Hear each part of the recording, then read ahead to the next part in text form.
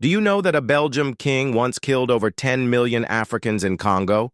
Yes, more than 10 million. It began in 1885 at the Berlin Conference. The European powers gathered like vultures around a carcass, cutting Africa into pieces as if it were their property. And in this shameful gathering, the Congo, a land larger than Western Europe, was handed not to Belgium, but to one single man, King Leopold II. Imagine this, an entire country with rivers, forests, mountains, gold, ivory, rubber, and millions of human beings declared the private estate of one European king. He called it the Congo Free State, but in truth, it was a prison, a slaughterhouse. Under Leopold's rule, the Congolese were enslaved in their own land, forced into the forests to extract rubber, the so-called white gold of Europe's industrial greed. Villages were raided, families torn apart, women violated, children dragged into forced labor. And when the impossible rubber quotas were not met, the punishment was not just death. It was terror so cruel it scars history itself. They cut off hands. Yes, hands.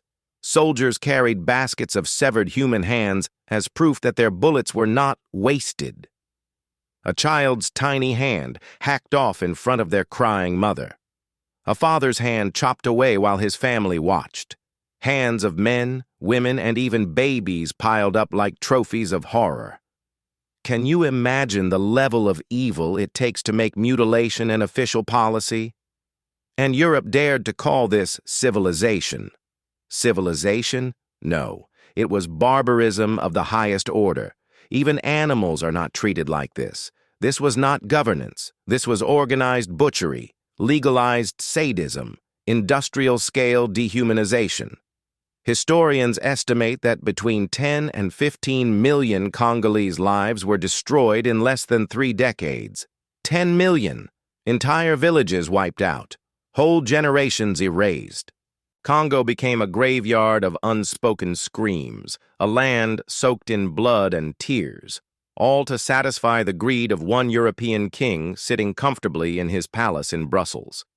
And yet, the same Europe that sanctioned this massacre still dares to preach morality to Africa today.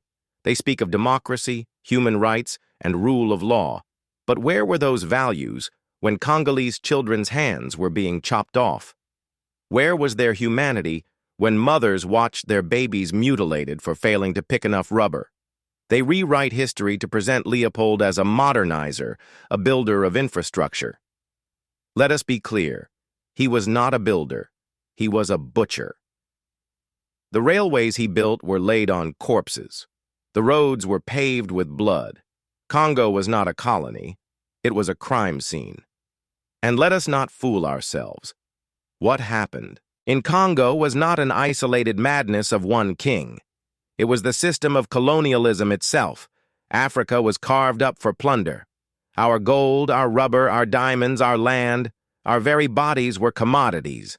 Back then they came with guns and whips. Today they come with contracts and debts, aid and development programs. But the aim is the same: to rob Africa, to keep Africa weak, to keep Africa divided. We must say it clearly. Enough. We are fed up. Africa must rise. Africa must unite. We must tell our children the truth that history books in Europe will never tell. We must honor the millions of Congolese whose blood waters the soil.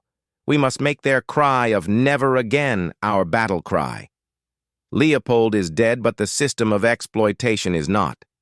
And until Africa stands strong, that system will continue. But hear me well. The spirit of resistance is alive. It burns in our hearts, it flows in our blood, it rises with our sun. As long as Africa breathes, we will resist. As long as Africa stands, we will fight. And let the world know, never again will Africa bow. Never again will we allow outsiders to treat our people as beasts of burden. Never again shall we let our continent be stolen. The blood of 10 million Congolese cries from the earth. And we must answer, with unity, with strength, with fire.